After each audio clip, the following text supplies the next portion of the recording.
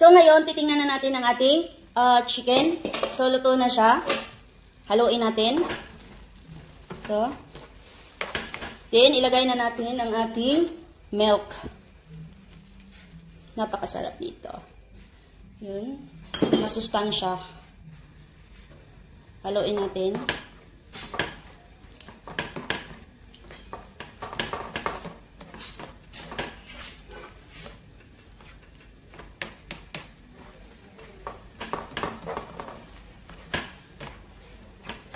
Diba guys, creamy masyado ang ating pastel. So, 2 minutes na lang to guys. Luto na siya. So, ready na tayong kumain kasi sobrang gutom na. Takpan muna natin.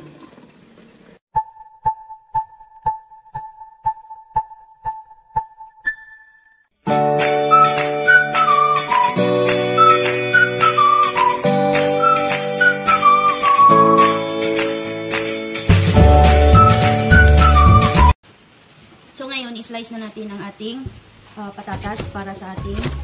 So, cubes lang natin. Ganito yung ginamit ko para may design ng ating patatas.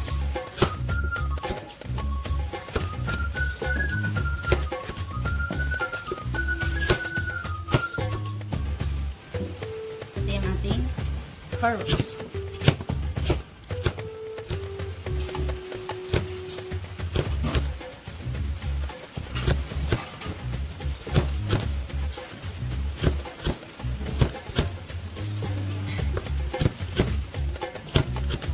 So, natapos na ang ating carrots. Guys, nandito na naman tayo sa ating munting kusina. Ngayon, isi-share ko sa inyo paano ako gumawa ng chicken pastel. Tara guys, umpisahan na natin. Samahan niyo ako. So, sa paggawa ng ating chicken pastel, ito ang mga kailanganin natin. Chicken stock, flour, butter. So, itong chicken natin, hindi ko na siya in-slice. At gusto ko rin kasi yung may buto-buto. Ayaw ko yung malaman, yung puro laman lang. So, ito yung pinili kong gawing pastel. Ang ating carrot, patatas, green peas. Gumagamit din ako ng celery at saka yung bell pepper natin. Sausage at saka yung mushroom at saka sausage natin. Sibuyas, bawang. At saka ang ating evap milk. So, ito siya. Tsaka ang ating salt and paminta. Sige guys, umpisahan na natin. Ngayon, gagawa na tayo ng ating sauce para sa ating pastel. Para mamaya, mabilis siya. So, lagyan muna natin ng oil ang ating pan para hindi masunog ang ating butter. So,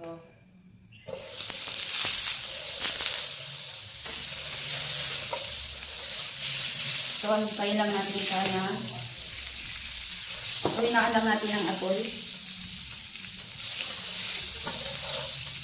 Gagawa tayo ng white sauce or velouté sauce. So, lagyan na natin ang ating harina. Halo-haloin, ikot-ikot.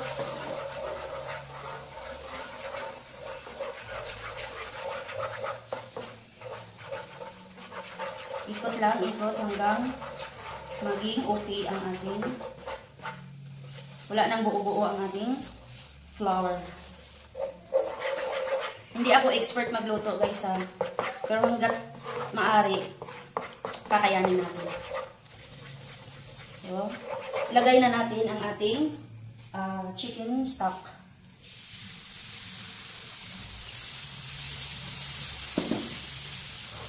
So, pag nagawa kayo ng chicken stock, guys,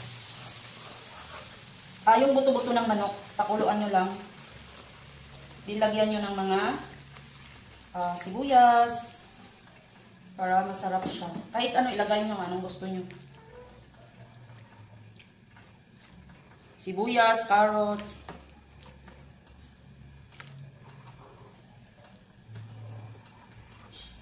So, haluin natin hanggang ganito na texture ng velouté sauce nyo, okay na siya. Sit aside na natin. Aside na natin kasi mag-isa na tayo ng ating chicken. Prito na natin ang ating manok. Maglagay lang tayo ng konting cooking oil.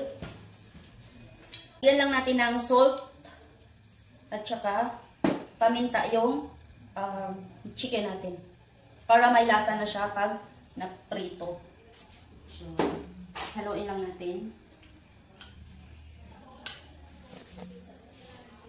Then, para lang mawala yung lansa.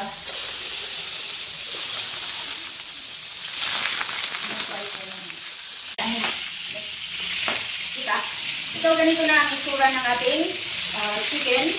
So, igisa na natin ang ating bawang at saka sibuyas. Yun. Haluin lang. Then, sibuyas natin.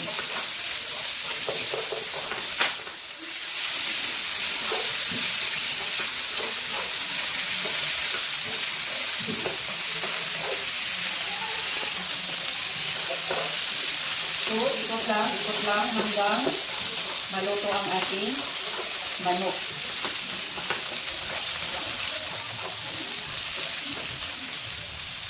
Ngayon, ilagay na natin ang ating carrots kasi ito ang tagal maluto.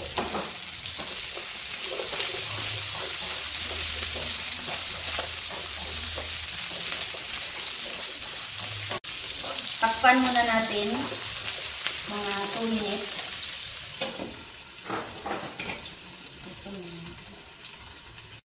Titingnan na natin ang ating chicken para ilagay na natin ang ating sauce natin. So, ganito na itsura. Sayang. So, ilagay na natin ang ating patatas. So, ilagay na natin. Saka ang ating sauce.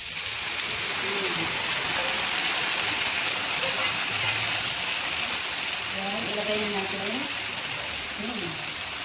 Sarap.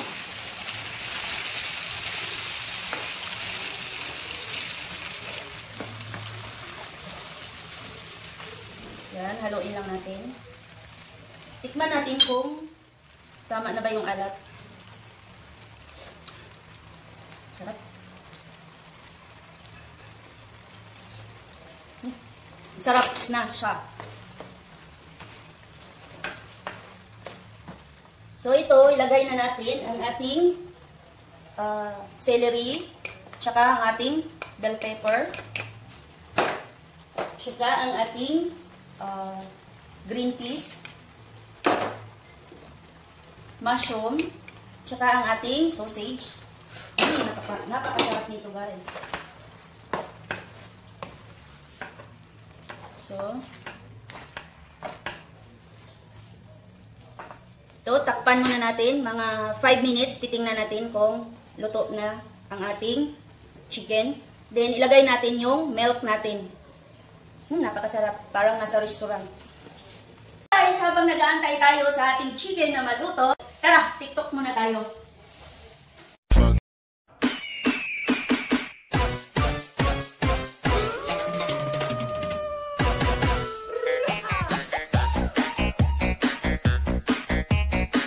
Sir, kamao ka mo sayaw? Kamao, oy.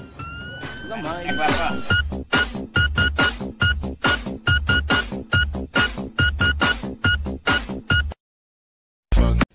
So, ngayon, titingnan na natin ang ating chicken.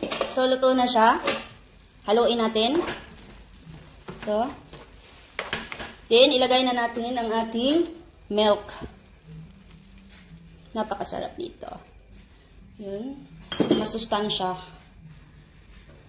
Haluin natin.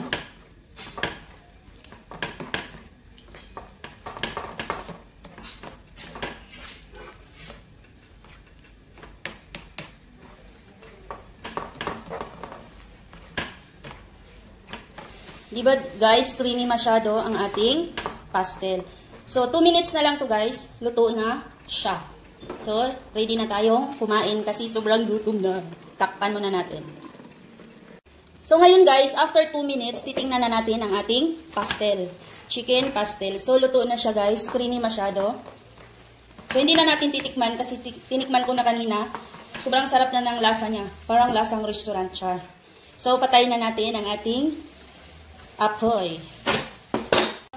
Guys, oregano na lang yung pang-garnish natin. Kasi yun lang yung nakita ko sa garden ko na pang-garnish niya. So, yun. Guys, ito na ang ating chicken pastel na masarap. Subukan nyo to guys. Hindi kayo mapapahiya sa bisita nyo pag nagluto kayo ng recipe ko na to. So guys,